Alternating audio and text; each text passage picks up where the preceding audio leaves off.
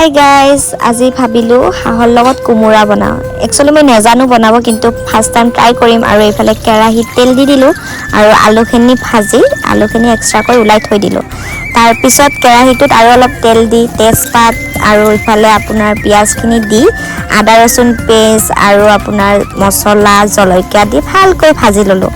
আৰু ভাজা হোৱাৰ পিছত ইফালে মাংসখিনি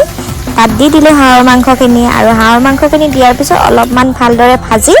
ঢাকনি মাৰি থওঁতে ইয়ে দেখিছেনে পানী উঠিছে পানীখিনি শুই যোৱাৰ পিছত হালধি সোৱাদ অনুসৰি নিমখ আৰু মোৰ যিখিনি গোটা মছলা পিচি থৈছিলোঁ সেইখিনি দি ভালকৈ লৰাই